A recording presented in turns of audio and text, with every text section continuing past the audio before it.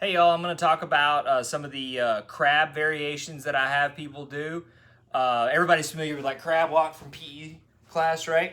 The crab position is actually pretty amazing in that it mobilizes the T-spine, right? It strengthens your backside and then it mobilizes and stretches your front side. So it covers a lot of your bases if you do certain strengthening exercises and postures here. Okay, so I'm going to show you a couple different variations.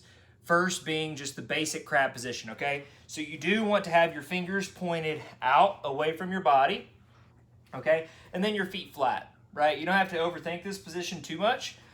Just keep your feet flat and then fingers pointed back. Now, it is important that you have a proud chest when you're here. So you don't want to be relaxed and slumped in here. You do want to pull back, and that's going to help mobilize your T-spine. From here, I'm going to drive my heels in, and then I'm going to drive my hips up. When I come up, I should be looking up. That's going to keep my head neutral. So drive up, look up, and then down. You don't want to have your feet in too close, because if you have your feet in too close when you go up, you're going to feel your heels go forward. So the knee should be relatively over the ankle at the top, and I should look like a tabletop ideally, okay? Now, variation-wise, we can take a hand away. That's going to be the easiest way to add a little bit more midline work and T-spine mobilization. So to start, the other hand is identical to how it was. I just lay this hand over my belly and I bridge up, okay? So here, I want to make sure my elbow isn't bent. I am screwed into the ground, meaning I'm essentially doing this motion with my hand the whole time while I'm grabbing the floor. So I'm not getting any rotation of my arm, but my elbow pit is gonna move and I'm gonna corkscrew in at the shoulder level, okay? So this arm's here relaxed, I bridge, and then down.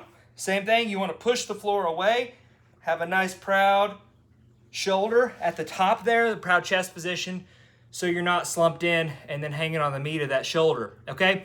Now, the fun part comes when we start varying how we get into that position, okay? So, idea one, I'll go ahead and call this the middle axis. So here is the hand that I'm on. I will bridge up. Now, I'm gonna take this hand and I'm gonna essentially roll over, right? You don't just wanna keep it passive. We wanna incorporate as many movement strategies as we can.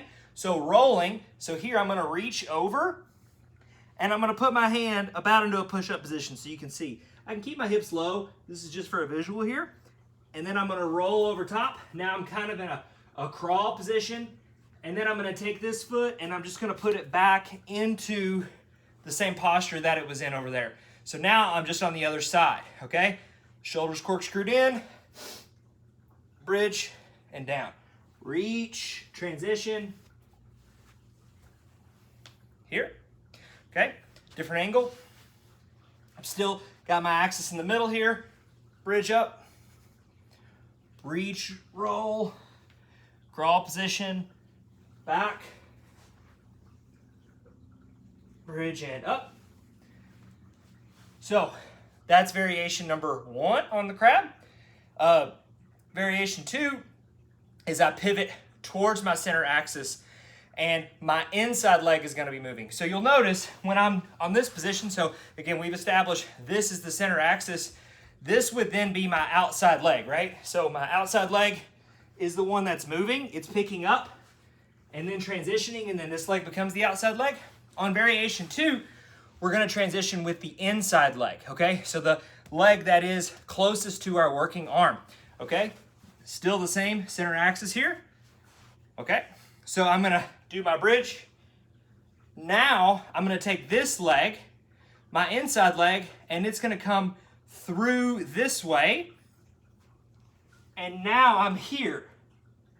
Okay, so I'm in the same position, but rather than my outside leg being what moved, my inside leg was the one that moved.